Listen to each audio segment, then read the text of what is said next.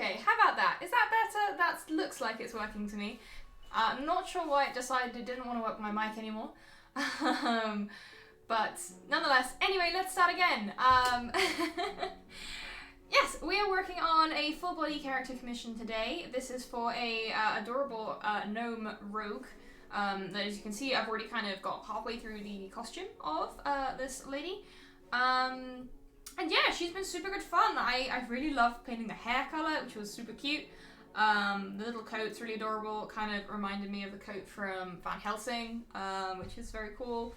And yeah, as you can see, we're just going to carry on with rendering out the costume.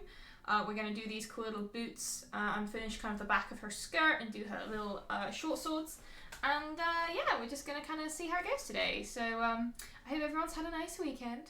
Rebel, thank you so much. It was actually a pretty quiet weekend for me for once. I played a lot of Animal Crossing. That was the majority of my weekend. Oh no, I've just realised, because I painted most of this so far off stream, none of my layers are named. Well, not many of them, so it looks a bit ugly. Just bear with me. I shall go through and name some of those now. So that's the skirt.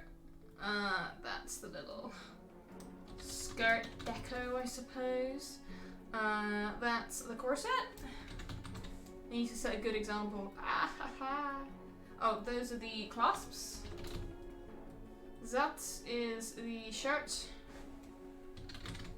Kind of see again how I compartmentalize everything so it has its own layers. And there's the coat. Yeah, so a little bit more detail on the jacket there. The jacket's kind of broken down into quite a few layers, as you can see. So obviously we've got the base layer of the coat. We've got the shadows, which are shading the coat. You know, makes a big difference. Then we've got kind of the edge embellishments, and then the fur. So that's kind of the coat broken down anyway. And then above that we've just got the hair, skin, lines. Most of those are named, so that's fine. Oh, I should probably name the shinies layer. I'm just gonna zoom in on the face because I'm really pleased with her eyes. Her eyes came out super nice. Kind of trying something different with the shinies at the moment to kind of make them look a bit more realistic. So yeah, that was a lot of fun. So what we're going to do now is we're going to continue with the clothes. The next thing I'm going to do is her little kind of shorts that she's wearing under the skirt. Kind of a bit of a Tifa vibe, I suppose. And then kind of probably work down the rest of the legs and then do the back of the skirt last. It might just be, I mean, did you have a dog already, quietly Freya? Because sometimes when you're just not used to being exposed to puppers of any kind, then it can make you feel a little bit scritchy and sneezy. I know it does to me sometimes.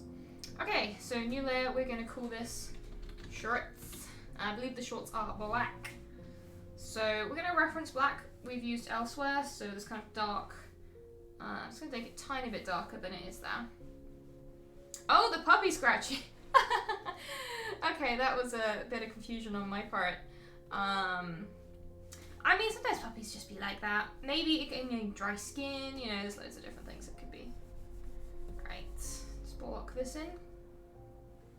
Thank you so much, Cyber Spectre, for the subscription. That's super kind. Thank you so much for resubscribing. In fact, I think we're going to do the socks in the same kind of breath as the shorts, because I think they're the same base colour. Oh, please excuse me, I've just eaten lunch. Yes, I know it's 5 o'clock and I've just eaten lunch, but I live in a different time zone to what I should. Yeah, so I tend to have different layers for each section of new colour. That's why there's so many of them. And then I'll have a layer separately for shading as well.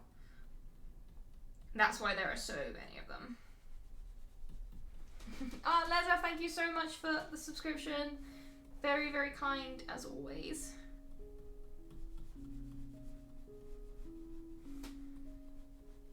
But yeah, we're just gonna fill this in nice and carefully. And yeah, it'd be nice if we can get her finished today. I reckon we can on stream, which would be super cool. I can show you kind of like the end process of when I'm kind of finishing off commissions as well.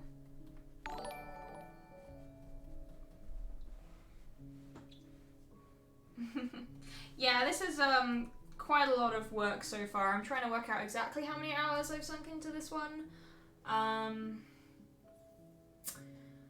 say I was working on her for quite a long time yesterday. I can't look it out the top of my head, but these full bodies usually translate to just over 2 days, full days worth of work. So if you kind of imagine a 9 to 5 for 2 days, that's roughly how long it takes to get one of these done. Oh, Maid Knight, thank you so much.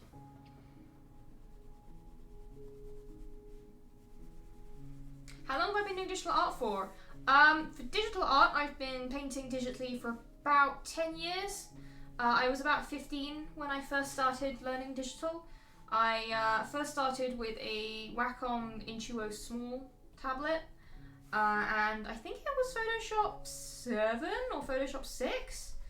I can't remember. I also used Coral Painter Essentials as well when I was first learning. That was the other software I used, but I quickly kind of transferred to Photoshop because it's what my school had like copies of an old version of Photoshop. So that's kind of just what I've used since then. Alright, so once the base layer's in, this allows us, I'm just going to tidy up some of the layers above a tiny bit. As you can see, this has gone slightly over the lines. So we're just going to use the eraser tool to take it back. And so everything looks nice and neat. We do the same on the skin, all the way up here. That bit there. Other than that, I've been fairly tidy, so I feel good about myself. And then, where did I put that? Why did I spell that as shirt? What am I? Shorts. I meant to put shorts. Oh my goodness. I've got a new keyboard, so I'm still getting used to like the arrangement of the keys. But yeah, about 10 years on digital art, and there are some years where I didn't paint much. It's not painting as solidly as I do now for 10 years, but for the last few years, yeah, it's been pretty intense. Oh, awesome! I haven't actually had time to check the Discord today. I usually check it after I've streamed or just before. But fantastic! I'm pleased you're enjoying Dragon Prince. It's a really, really cute show. Which reminds me, they announced today that they're doing an official Avatar: The Last Airbender TTRPG. Finally, and it's coming out in February 2022. So very exciting! I can finally play the waterbender of my dreams. Okay dokie, so what we've done here is we just popped another layer on top with a clipping mask, filled it in with a very pale pink and set it to multiply, and this will be our shading for this layer. So what I do is I tend to flood a whole area with shadow, and then I will take a brush in white and essentially paint the areas where I don't want the shadow to be. Rather than painting in shadows, I paint in light. I know, it's so exciting. I'm very, very hyped for it. I straight away linked my friends who are even more into Avatar than I am, and they just lost their minds. Thank you so much, Media Pluck and Bergtwitch, and also Lee Gabrielle for the follow. Hope you enjoyed the stream.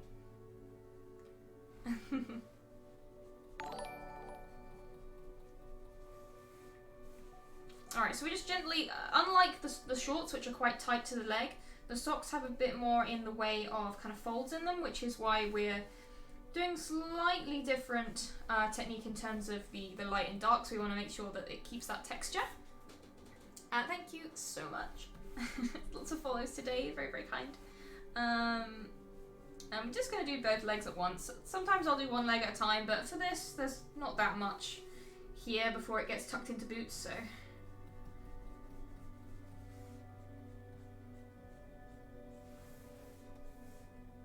we're going to make sure we're on colour layer for the eyedropper so that we can essentially pick up a bit of a gradient between the shading.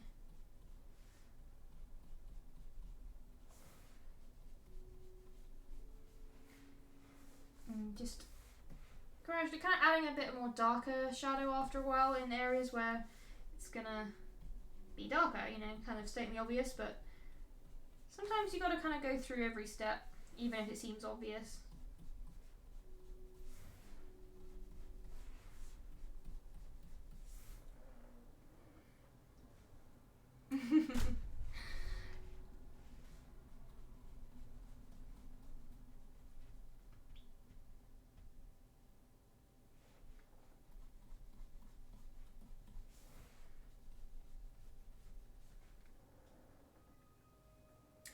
Ooh, that's really exciting, Monkey Masters. That's gonna be very cool.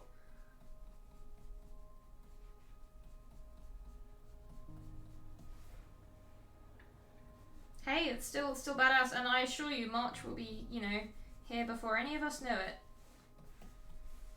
Even though it did kind of feel like January went on a long time. Although apparently it did to some. I actually found January went pretty fast, which is good because I'm still waiting for this damn house move to happen. Goodness gracious, it's such a bore.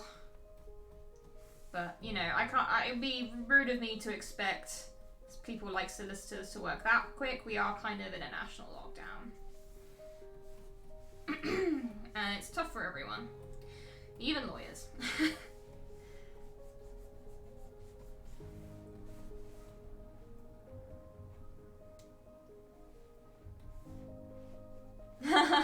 Alright, in which case I hope for you, March feels like it takes forever to get here so you can get all of your work done.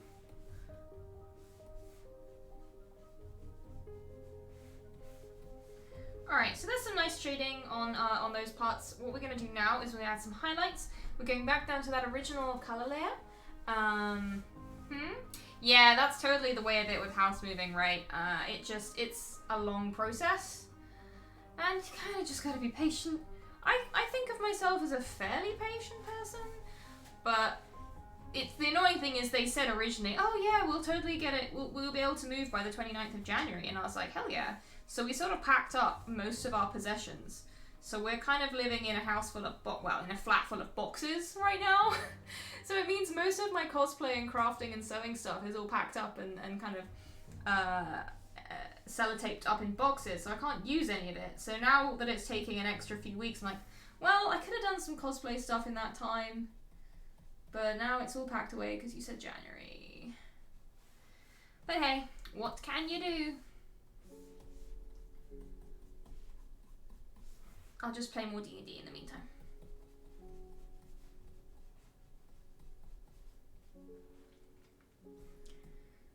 Oh, which reminds me, I have some, since I last streamed, I have more to report on the adventures of Riza. We managed to escape the lair, the dungeon in the end. If you want a really great monster to terrify your party with that will just ruin their day, I cannot recommend a Jorogumo enough. God, that thing wrecked us. Because we were in a in a dungeon with lots of thin passages and separate rooms, the fact that the Jorogumo can use the web spell basically whenever it wants to like web off rooms and like split the party up and make them go different ways is terrifying.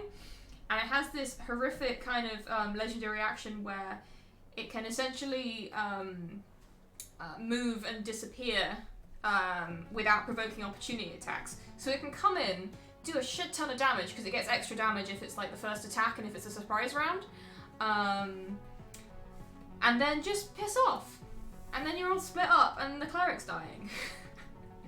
But thankfully we managed to get everyone out alive, thanks to some cool spells, which was great. Just about managed to get everyone out alive, even though I didn't have any rage left, so I was like suddenly not a tanky barbarian at all. So that was scary.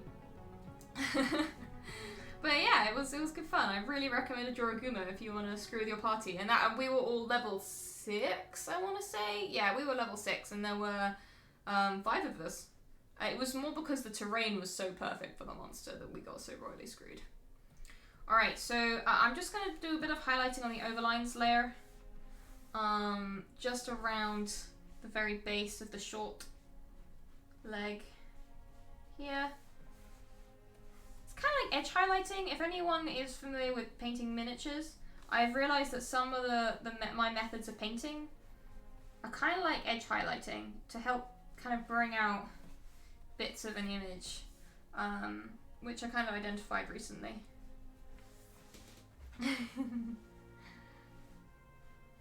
Yeah, we just about made it all out. Riza was slightly panicking, but we did it. And I think we got quite a decent amount of loot. We haven't had time to go through it. We ended the session super late because we wanted to get through the combat. So we haven't had time to go through the loot yet, so I'm hoping it's good. Okay, so there's her little legs and shorts. What I'm going to do next is I actually want to do the back of the skirt now, so I'm just going to double check what colour that is. I think, yeah, the inside of the skirt is red, same as the jacket. So that's what we're going to do. Use that as a starting point. Oh, Lizzo, thank you so much. Oh, no worries. I'm very pleased you dropped by, and I hope you have a wonderful day. Thank you so much for the cheer. Yeah, take care. I'll hopefully see you on Friday for my second stream.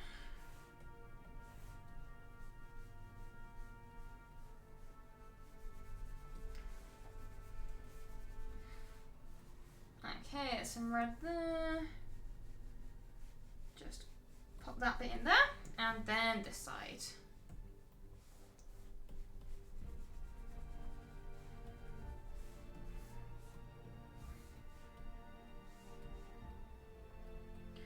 And what I'm going to do here is I'm just going to make sure the outline's nice and neat, and then I'll probably just use the fill tool and then tidy up.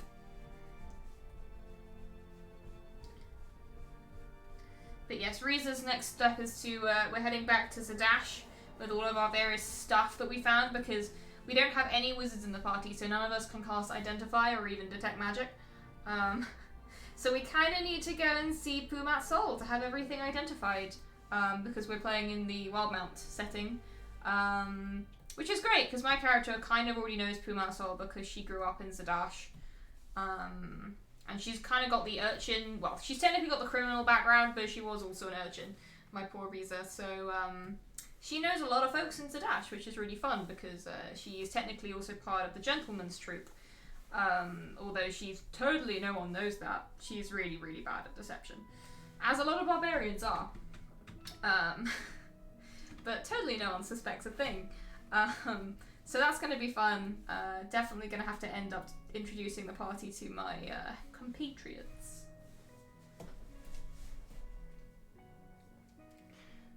Okay, so with that, I'm not actually going to bother making its own multiply layer for this one. Where am I? No, I'm not. I'm just going to shade it, because we've already got the right shading colours up here.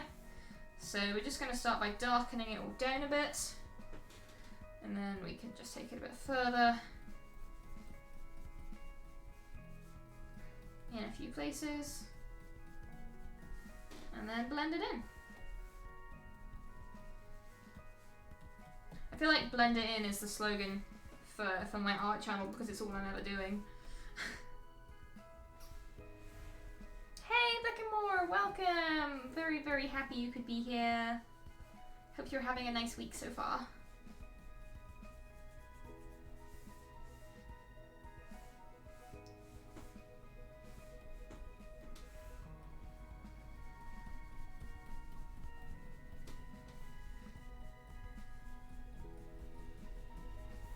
I'm just going to finish blending in this kind of tone shift.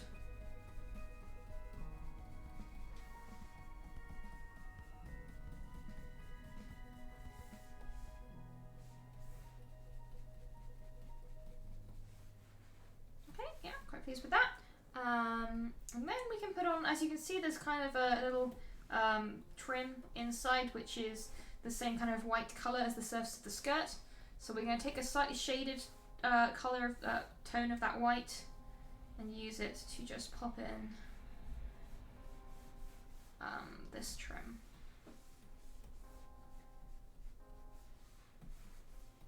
And same down here. Oh, look at more. You're too kind.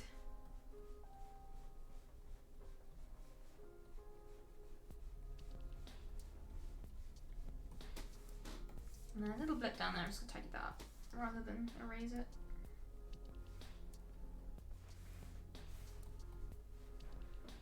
Okay, that's the basic shape of the skirt. I might just put a wee bit more shading in just around those corners.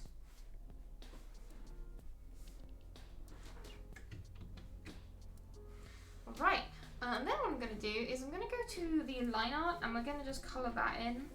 I think I already did a bit of this earlier, but I want it to be a bit lighter. After all, the skirt is white, so we don't want the line art to be too heavy. Same down here. Basically, anywhere where white touches the outside of the piece, I don't want the line art to be too kind of heavy and chunky on it, you know? Oh, thank you. Yeah, the classes were a lot of fun. Okay, so damn, we're actually rocking through this. Good thing I have something else backed up in case we finish this too quickly. Next thing I want to do are these cute little booties. I'm just looking at the ref. Yeah, they're fairly simple. They're just brown boots with a bit of red trim. Let me just name that. Make a new layer called a boot A, because we're probably going to do the two boots separately. Okay. So I find it's useful to use colours you've already used elsewhere. So we're going to take the brown from the corset and we're going to use that as our base colour for these boots. We can always change it in a bit, but it helps to kind of start from somewhere that's not introducing too many new colours. So what we're just going to start by painting to the outline, and then we'll fill and tidy. Like so.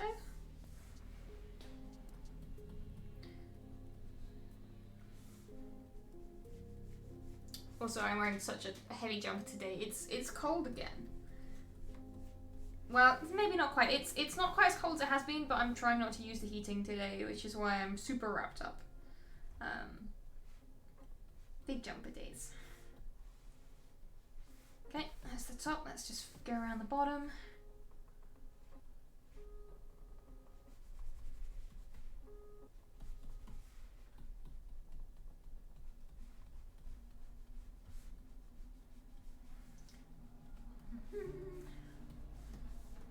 We'll probably actually just include the heel and the sole in this. We'll recolor them once we've done the main rendering.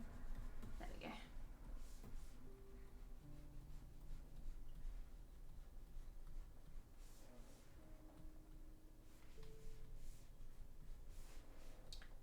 And then just a slightly smaller brush to go around the toe. Like so. And then we'll do a fill. And then just tidy up those edges.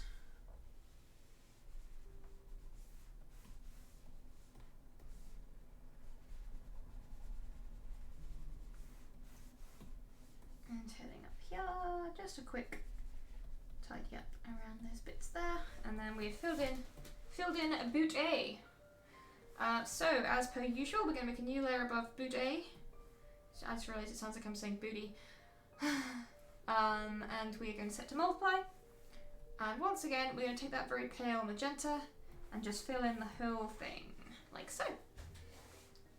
And yeah, it's kind of the usual technique really, that we're just going to switch up to the white and start adding light to shadow.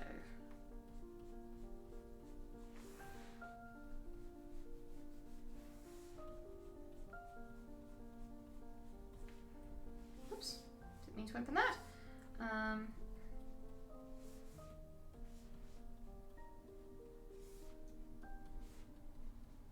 Starting with that kind of top, kind of folded over part of the boot, and then moving down the rest of the shoe.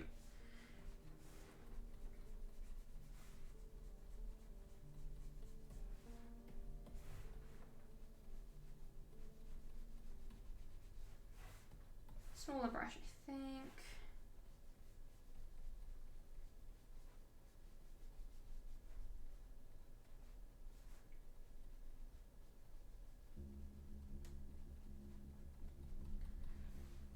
I'm getting a bit more detailed as we get kind of towards the bottom, because that's where a lot of these little kinks are.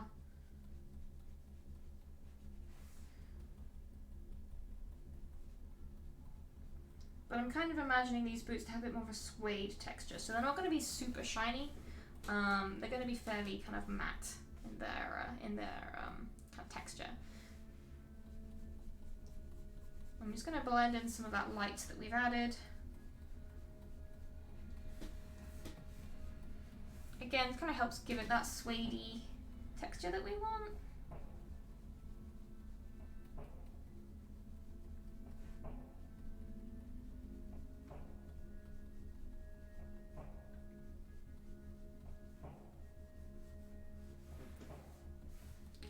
Like so.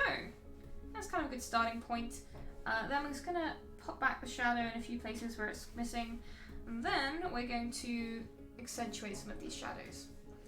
For example, one place we're definitely going to need it is the shadow cast by the boot as it folds over the top bit. And then there's going to be some shadows coming around from this side. And kind of cast by the leg themselves on the boot.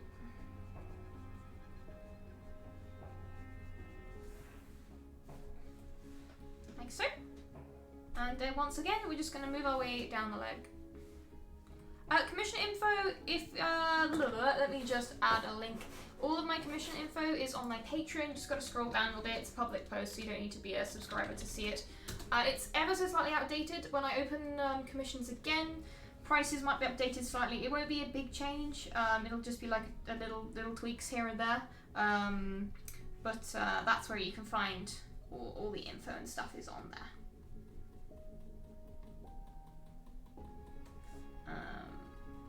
So yeah, again, just taking this shadow, bringing it up the side, gives us a bit more depth in there.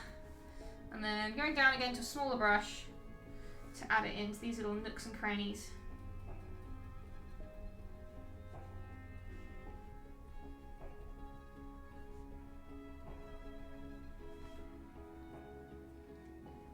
Thanks so much, Rebel, for joining.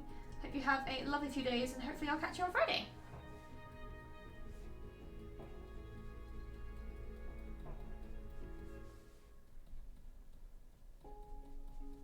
Whoops. Oh, excuse me.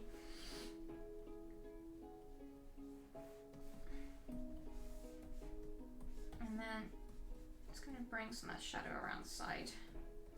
And in these little kinks where the leather's kind of folding in on itself.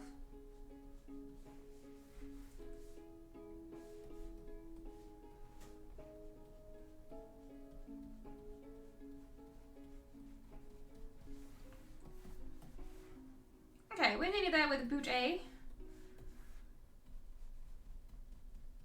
Just gonna add a little bit more on the right hand side. As you can't just shade on one side. The shading needs to kind of come around from every side to get that to get the leg to look like it is like a cylindrical shape as opposed to being a bit flat.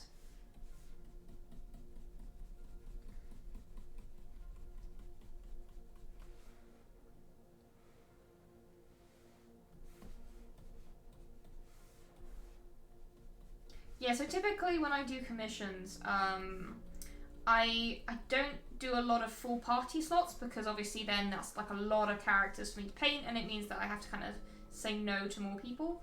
I tend to do a couple, but as a general rule to start with, I depending on how the demand is, I tend to say like one character or two characters per person at a time.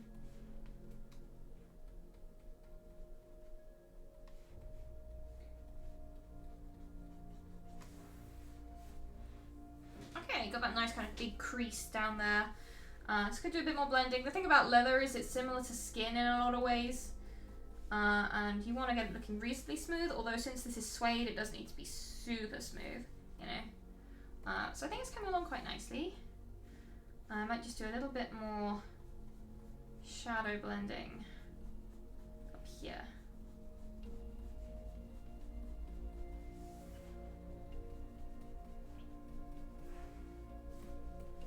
There we go, I'm quite pleased with how that's come along. Oh, Pokemon, thank you so much. I think, yeah, it's just because I've painted so many, in this case, boots, at this point. And once you've done a lot, you kind of get used to where shadows fall. It's kind of like learning to do handwriting, I suppose. You practice shapes enough and they stick in your head.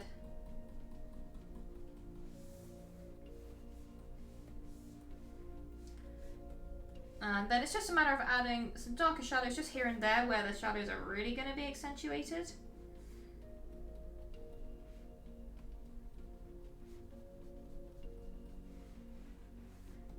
So yeah, and then we have a nice looking shaded boot, and we can start adding some highlights, which is really the more fun part. I always enjoy adding highlights more than shadows.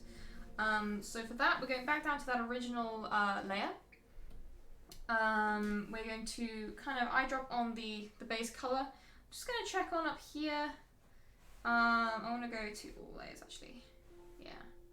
Just so we can see what the other areas of brown are kind of using, so we don't go too wildly differently from it. Hey, ever so slightly, welcome. Thank you very much for joining. And yeah, then we can just start bringing in this highlight color. There'll be less of it as we go down the boot, as we'll have more shadows kind of going down, but that's something else I'm going to show you in a bit.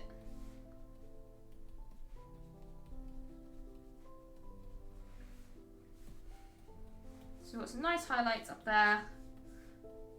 I'm going to do the same just here, I think, keeping it fairly subtle.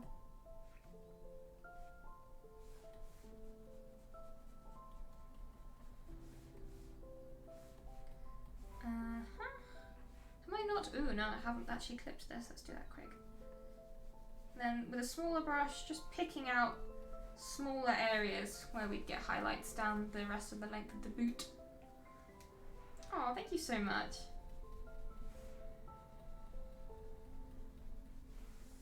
And then we'll get a nice big bit of it on the top of the toe, because this nice rounded smooth shape is always going to attract light.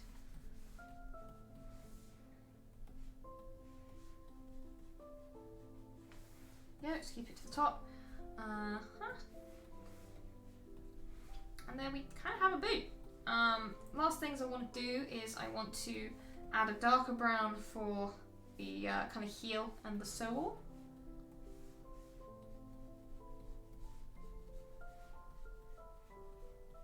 Like so. And then I'm just going to turn that off for a moment, as we've got a few little bits over here that need erasing. Turn it back on again. Go up to the overlines and add some small areas of bright highlight. So just taking a lighter version of that brown, and with a small brush. Oh, actually, that's going to be red. I completely forgot for a second. So that bit we're going to ignore for now. But here, like on this little seam, we can just highlight the side that the light will catch. So that side there. And also down here on this seam. Like so. I just want to see what it looks like to just put a little bit of it on the toe there. Yeah, that's alright. And then before I forget, let's do a little red trim on the boot. Yes, Big More, do it. You should do. And then I'm just going to add that, like I say, the red trim to the side of the boot.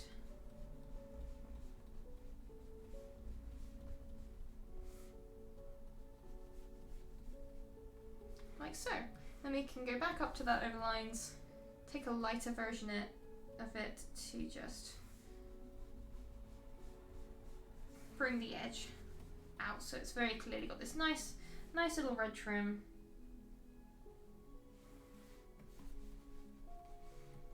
And then we can do the other boot. Let's get another drink.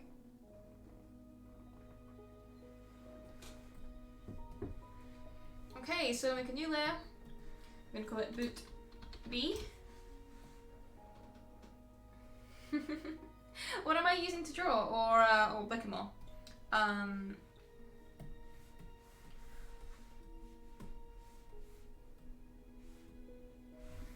Let's start filling that in. I use a Wacom Cintiq 16 with Photoshop Creative Cloud or Creative Suite. I'm not sure what it's called these days.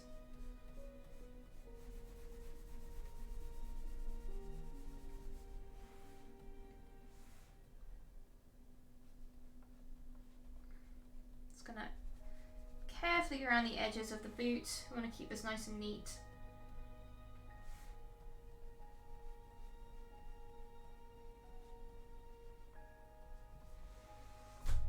Whoop. And then just gonna fill that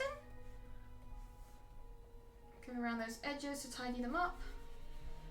Problem with using the fill tool is it does leave ugly, rough edges. Yeah, so the Cintiq 16 is great. It is very expensive. I mean, if you know that you want to practice digital arts professionally, then it's kind of you know, worth getting. I'd say if you are coming at it for like a hobbyist angle, or you know, you want to kind of be hobbyist for a few years before you get serious, I recommend the Intuos line, which I think Monkey Masters has just mentioned. The Intuos tablets are lovely. The tablet I had before this one was the Intuos 5, which I believe is the one before the Intuos Pro that which is a newer version of it. The Intuos line are fantastic. The only drawback is, unlike the Cintiqs, you're not painting directly onto a screen. It's more like a pad that you're drawing on, and then what you're drawing appears on the screen. But the problem with the screen tablets is they are dramatically more expensive. Oh, and the funky music is here. But yeah, that'll be super fun. I hope you enjoy your 18th birthday. And yeah, you'll have to, like, you know, show us how it goes. Alright, that's been blocked in. We can do the same thing as the other boot now, create another layer. Make sure we've got that dark magenta just to flood the layer with, to give us a nice universal shadow. Now with this boot, because it's not only behind the first boot, it's kind of going behind the body a bit, we're going to add a bit more shadow. So especially the back of the foot, coming up here, I'm just going to start darker and go from there. Yeah, there are other brands as well. Like, Wacom is very good, but I also have heard very good things about Xpen and Huon. It's kind of worth checking the brands out, like talking to people who've used the others as well, because the other brands are cheaper. I personally can't speak for them myself, because I've never really used other brands than Wacom. But they are certainly less expensive, and I've heard that these days they are very, very good too. Now that the technology is a bit more kind of accessible.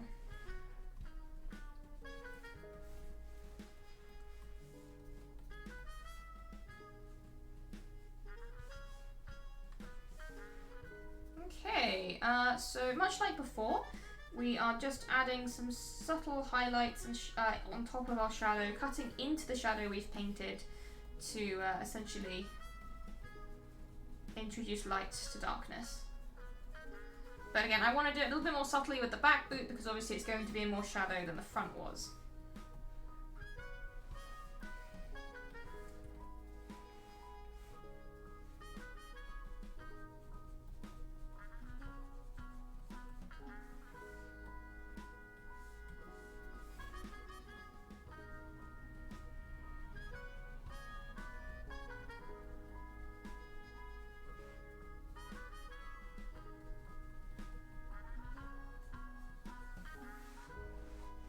And then blending in once we've worked out the basic shape of how the shadows are flowing around the object.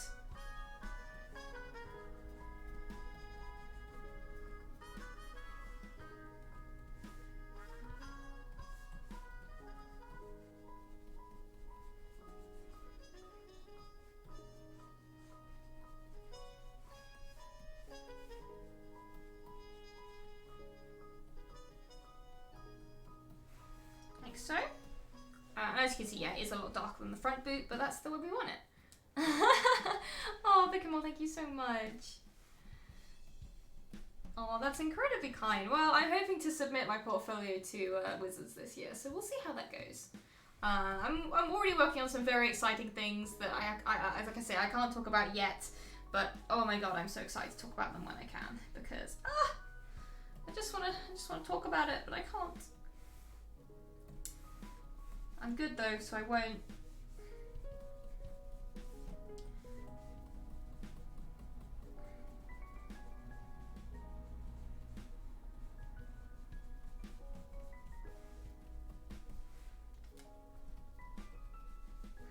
I'm good, I'm pleased you can feel the boots. That's what I want.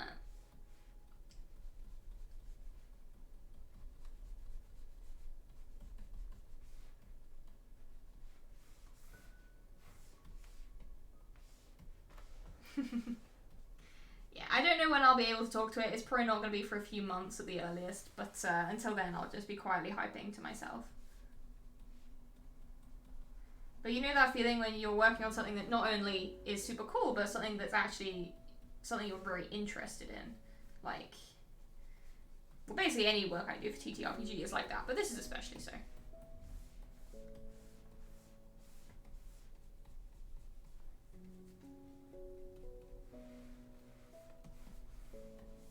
I'm just gonna pull back this a bit. Not very. I think this bit's just gonna have to be fairly smooth.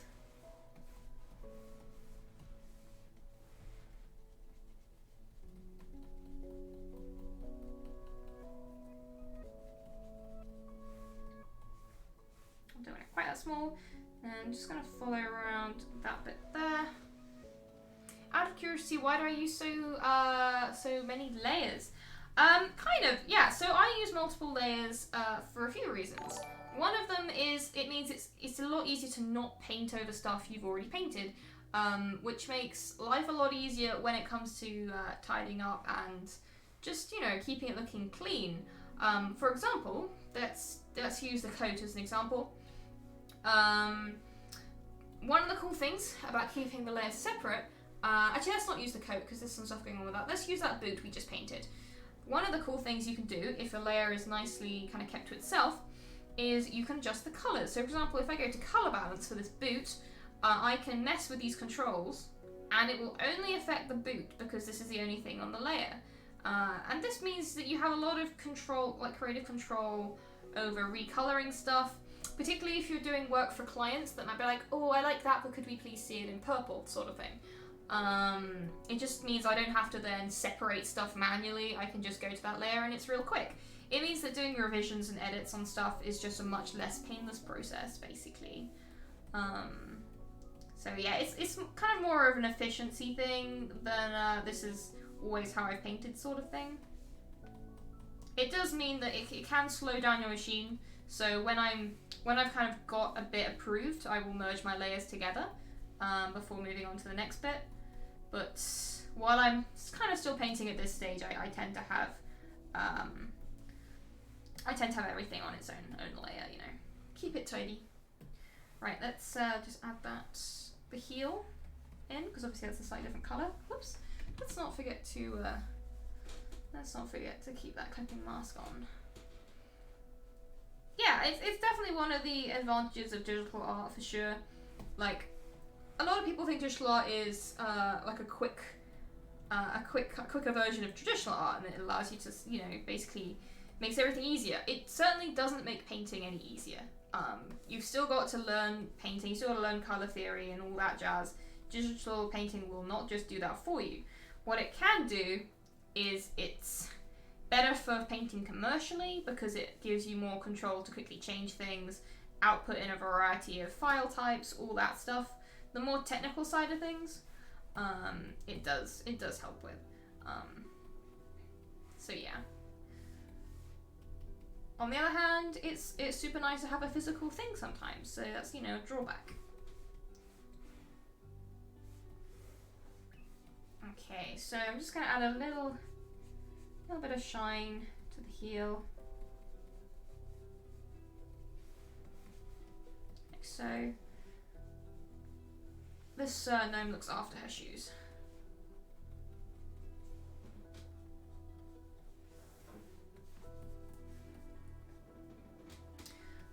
Okay, next thing to do, I'll switch a little bit more blending. I'm sorry, I'll be done with blending soon, but you know, once it has its claws in me. We're just going to blend down here a little bit. I want that line nice and soft, that's better. And then I'm going to do some highlighting. Because I like highlighting and I'd be sad if I didn't get to do it. Smaller brush. Take that nice highlight colour along here.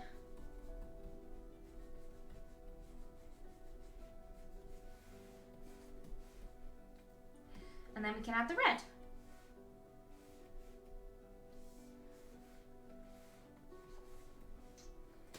Color theory is a weird one. I did a little bit of like formal teaching on it when I was back in like the equivalent of high school. But since then, it's never really something I've had proper lessons on. So it's more been something I've just picked up from observing, like studying like photographs and other artists' work and that kind of thing. It's a weird one. Sometimes you kind of just have an eye for it. It's easier for some people than it is for others. But yeah, it's a really valid, useful skill to have. But it's not something that you need to pour hours and hours into studying, because you will pick it up.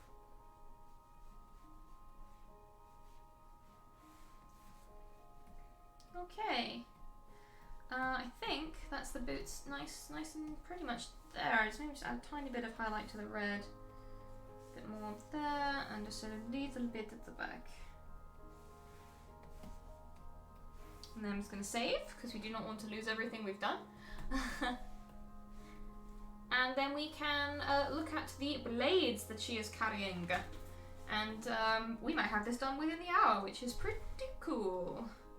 So what I'm actually going to do, this comes to a point where I want to tidy up some layers. I'm going to take all of the clothing and just group it together, just to make my life easier, so I can see what I'm doing a little bit easier. So we're going to make a new layer. We're going to start with the blade on the left. And we're probably going to do the wraps around the hilt and the little kind of pommel there. So what am I going to do? So this is going to be kind of a black colour. So we'll start with that. Fills that in there. Obviously we can see that we'll need to tidy up the skin a tiny bit. Proportions are very difficult. In terms of working out human proportions, I recommend trying to do life drawing where you can. It's a lot easier today than it used to be to do life drawing, because there are so many online repositories of poses and stuff you can check out. So it's just really useful doing lots of sketches of kind of bodies in motion, that kind of thing, for getting an idea of proportions and how joints work, and all that kind of thing, really. That's something I kind of have studied. I did some like formal life drawing classes when I was at uni, and that does help a lot.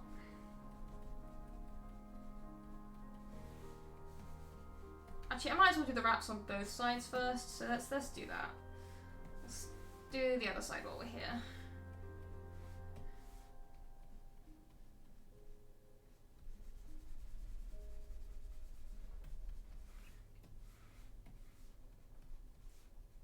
Just gonna shave off a few bits of there on the skin.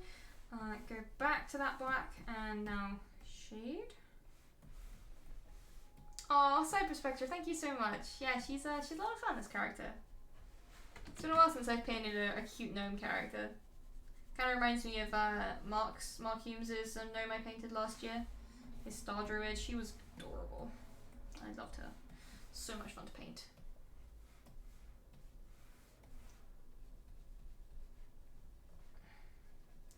Just adding that highlight in there. Wonderful. Now let's do the pommel bit. It's not a pommel, is it? Because it's a slightly kind of more katana type swords, but shorter.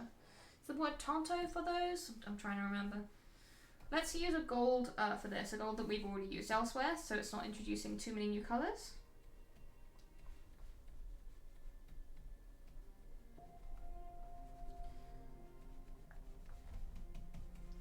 And I might just bring up some reference for the blades in a minute, because painting swords, it's good to have reference up for, because the way the light plays on the metallic edge of the blade can be a bit of a pain if you're just trying to do it from memory of what you think swords look like, especially when you're trying to get it looking fairly realistic.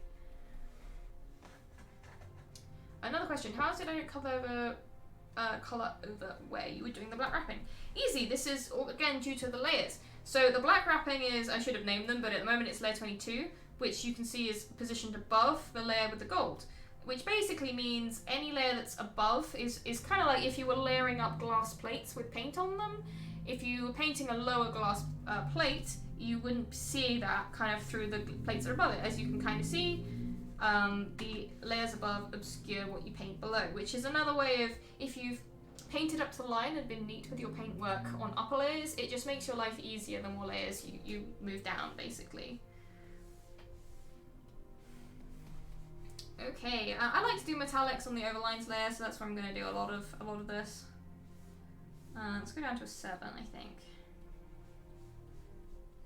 And then, just to complicate things, I'm saying I have this overlines layer, which is on top of the line art and all of the other layers. So it's like for embellishments and details and stuff.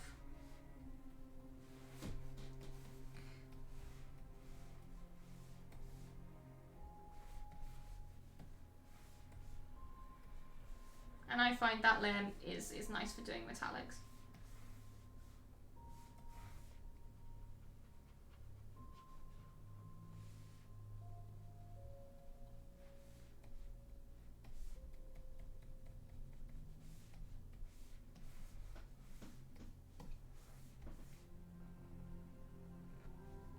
Though you have to be quite careful when you're using this layer, because obviously it is on top of everything else.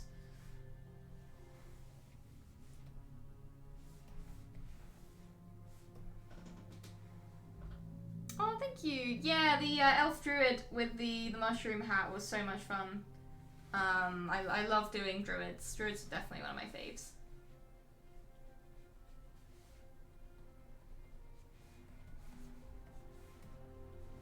Now let's get that nice bright metallic sheen on here.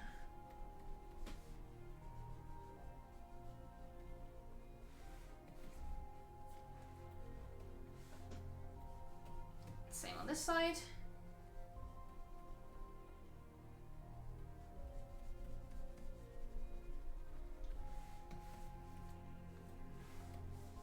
And save again, because we do not want to lose our stuff. And then I'm just gonna check, like I say, some reference for the swords.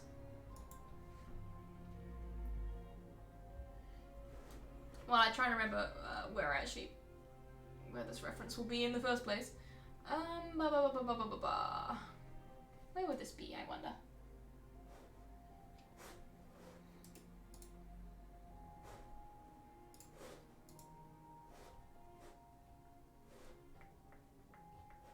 I think it's onto that one. Oh, I think I know where this one's from, actually.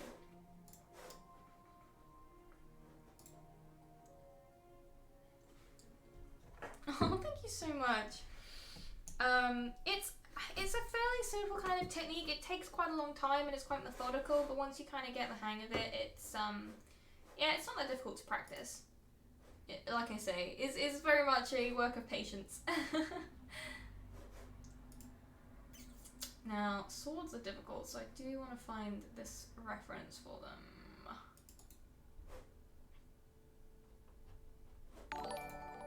Oh, thank you so much, Stuck Dancing in Time and the Face Guy for following. Thank you so much. I hope you enjoy the rest of the stream. Where is this? I know there was an image that was really good reference for these blades. Where is it?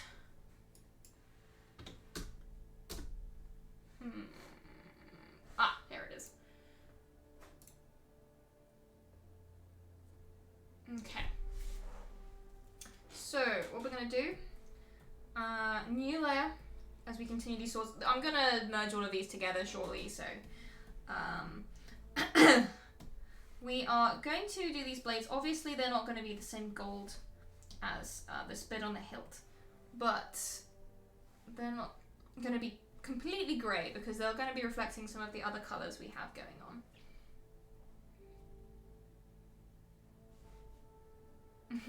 Tieflings are great. Ugh. Tieflings are my favourite. I haven't painted a tiefling in ages. Cue sad noises.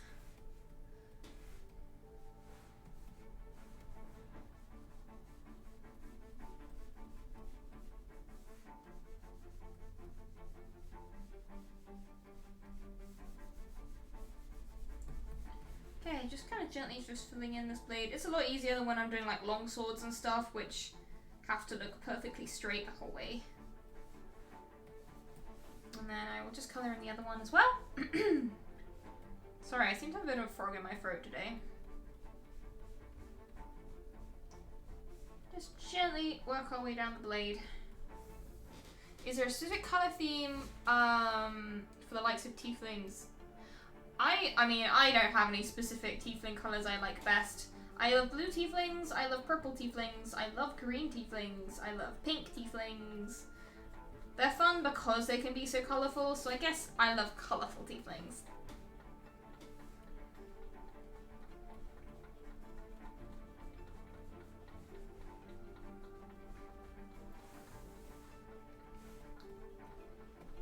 Okay, so now that base tone is down, we can start working on the more metallic sheen.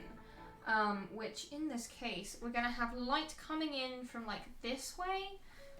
So this side of the blade is going to be lighter. Oh, my throat. Right, so with a large brush, again, just checking this out. I'm just going to start by adding some lighter sheen to the blade here and the sharp bottom area too. And then blending that a bit with the surrounding kind of darker metal. I'm quite liking that. I think we almost want to carry on this paler kind of bluish tinge a little bit. Yeah, I like that. Oh my god, I'm starting to sound like Marge Simpson. Excuse me, I promise I do not have the bug, as it were. Maybe I'm just not drinking enough. That could be it. Alright, then we are going to go a little bit lighter. Let's see, I think that top edge.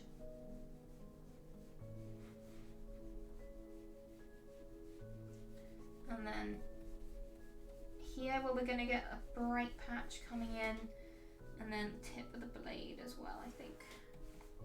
Yeah, that's kind of working for me. It's alright, I have one here, I've been drinking it, but...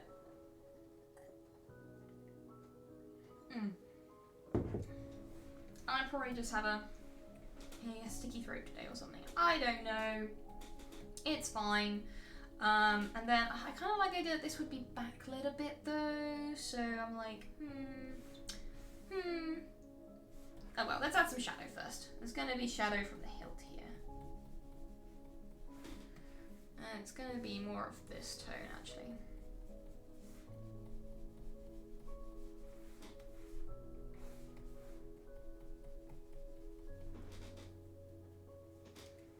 Yes, I'm afraid my commissions are currently closed.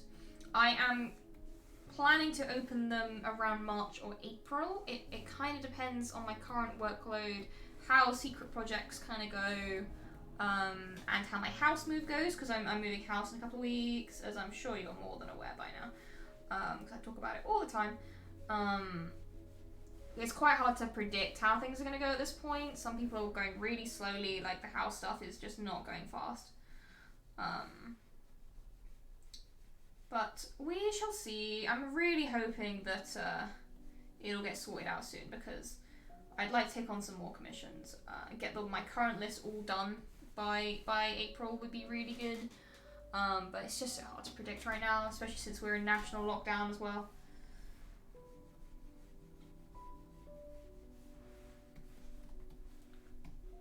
Okay, that blade's coming out quite nice. What I'm going to do, once again, we're going to take that line art layer and we are going to colour the lines.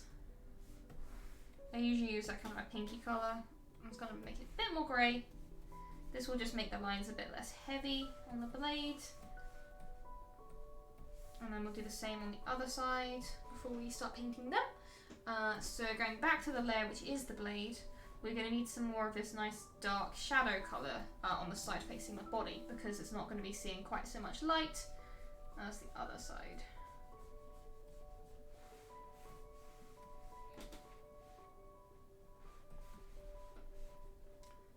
Oh, thank you so much. Yeah, it's gonna be super exciting. I cannot wait to have more space.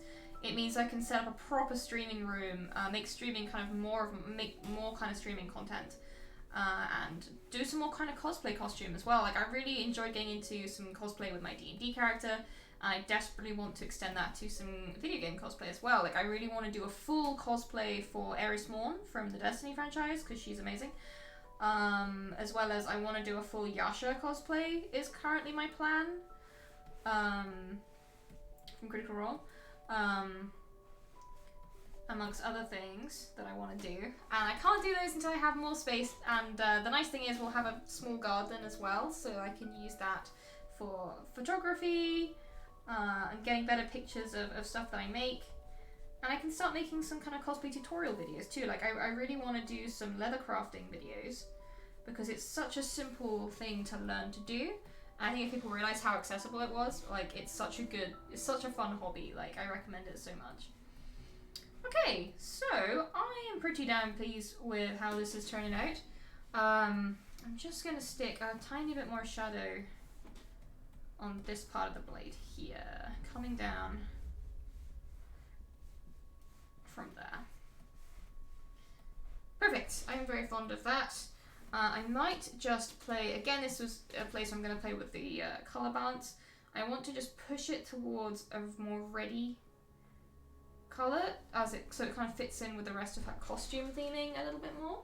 And then we are almost done. So I'm just going to double check my reference for this character, make sure there's nothing I've missed.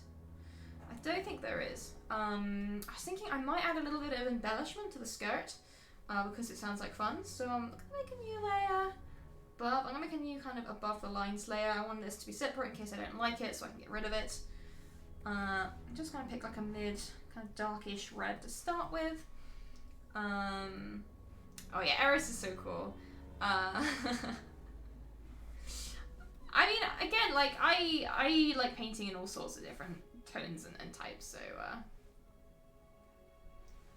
No, commissions are kind of closed to everyone at the moment. The reason that post says commissions are open is because it was the post I made back in September when they were open. So commissions are closed around the board at the moment. But basically what happens when I open commissions, what's going to happen is I will contact all of my patrons about like a few days to a week before commissions go live for everyone else.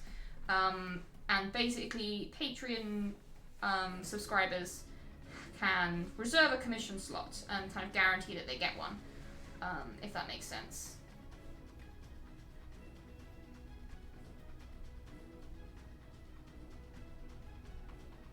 Just gonna add a little bit of patterning to this skirt because I think it would be cute.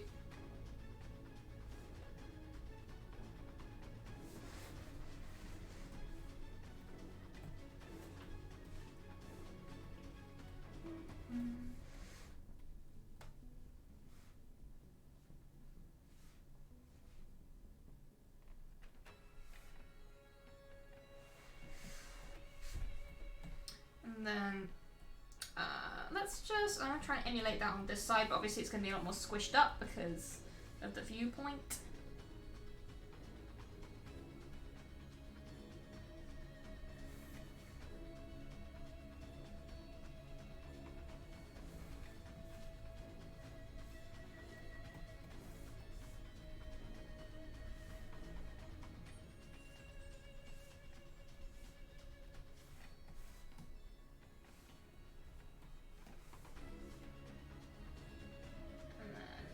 Coming around there.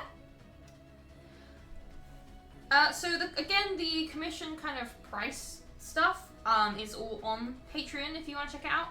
I can't really just say off the top of my head how much a commission will cost because it really depends on the nature of the commission itself. Like, it depends what you want, depends how complicated the character is. There's like a huge number of variables that kind of come into play.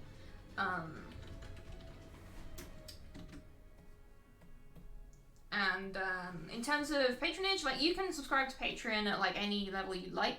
The commission priority comes in for $5 a month patrons or more. That's just kind of when that benefit kicks in, basically. Okay, and I might do a little bit of embellishment down here as well.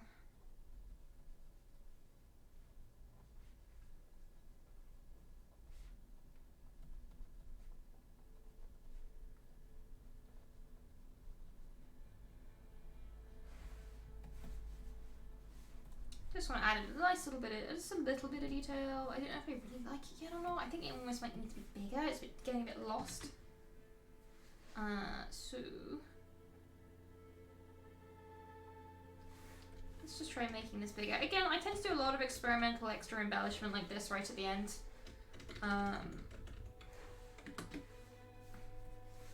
Yeah, I think I like that bigger, I think.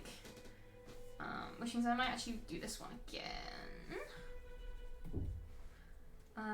Or I might just leave it blank. I might just make that side embellished and the other one not. So what I am going to do though is, because it is kind of going to be like embroidery, I want to highlight it a bit. Oof, my arm's feeling a bit weird. Make that a bit bigger.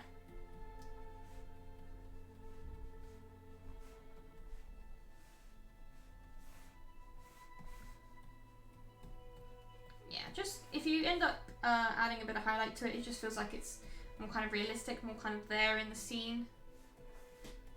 Tiny bit more.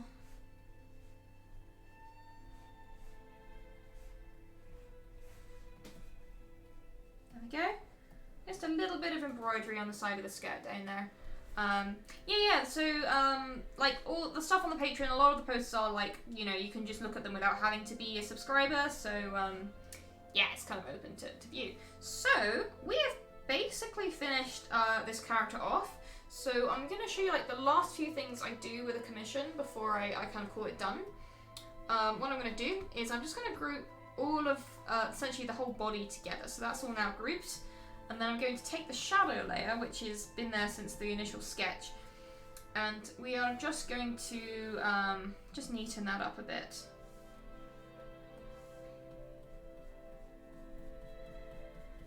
Making sure it goes all the way to the front boot. And then just kind of tidying up the end so it's a bit less streaky.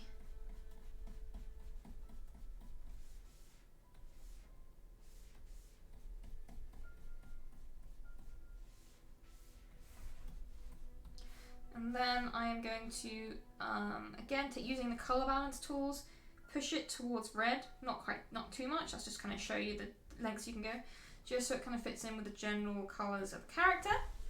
And then last thing I want to do is add a little bit of a gradient to the background.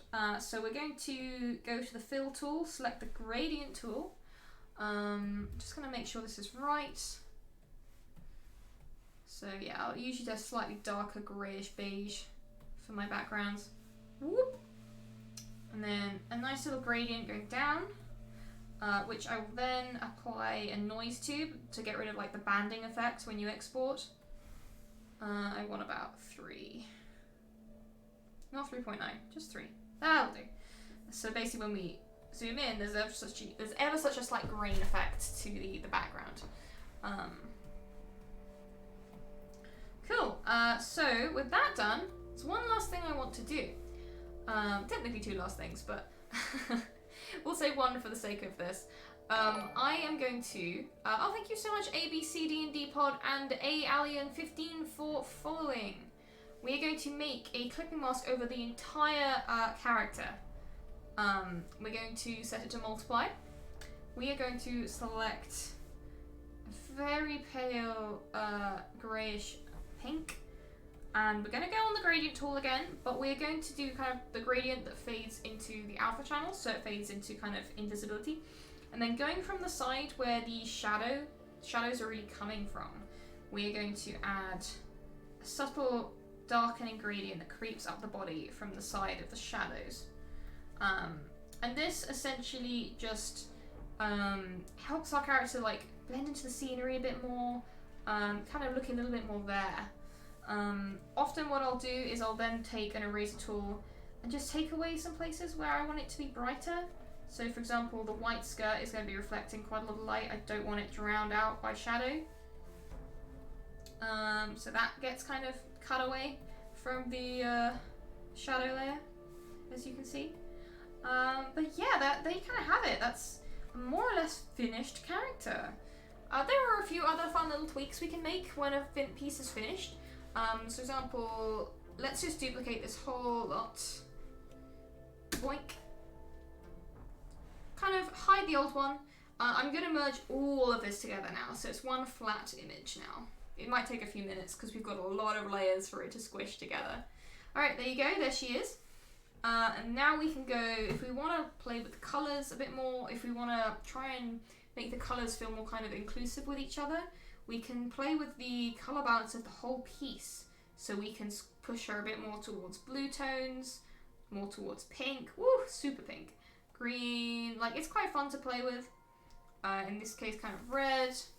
I don't think I really want to push her any particular direction. I'm quite pleased with her colours, how they've come out. The only thing I'd be tempted to do is poke towards red ever so slightly, but I don't know if it's necessary.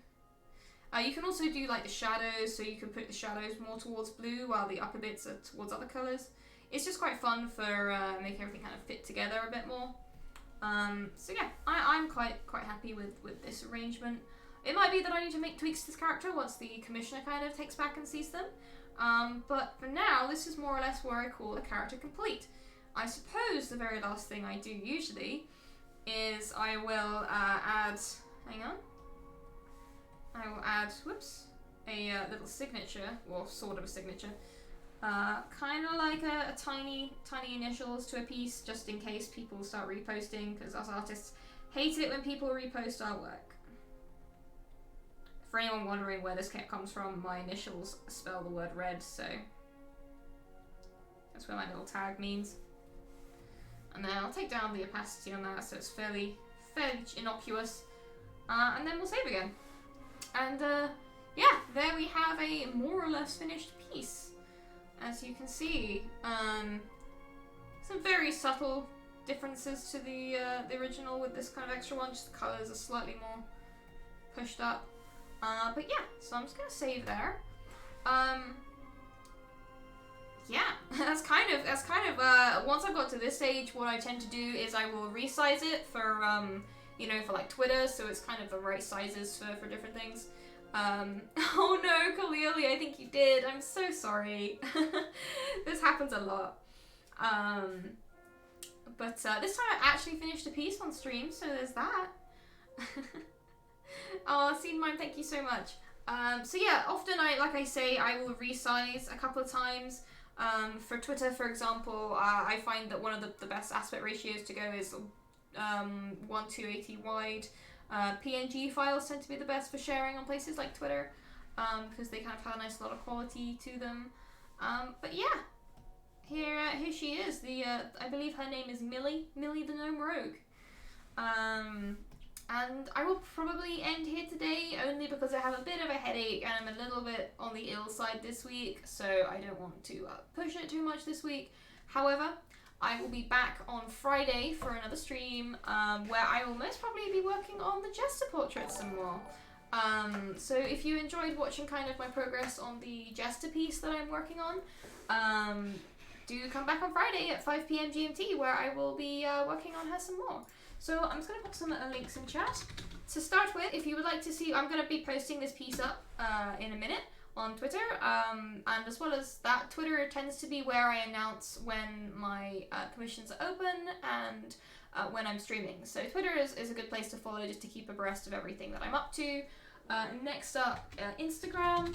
I have an Instagram for posting artwork, as well as a miniature painting and costume and cosplay, that kind of thing. So if you like all of that, follow me on Instagram as well. Maybe it's more your thing than Twitter is. If you want to have a look at my portfolio, which is kind of just all of my best artwork, please check out my ArtStation. That's the best place just to see everything as it is without having to scroll through other stuff. And finally, well, not finally, I've got a few more things. If you enjoy the music in my streams as well, it's all by an artist named Kai Engel, which you can find on the Free Music Archive as well as on Spotify.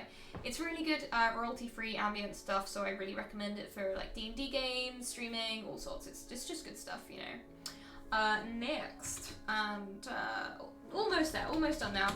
YouTube. If you missed the start of the stream, I will be uploading the VOD onto YouTube in probably the next couple of hours, so keep an eye for it there.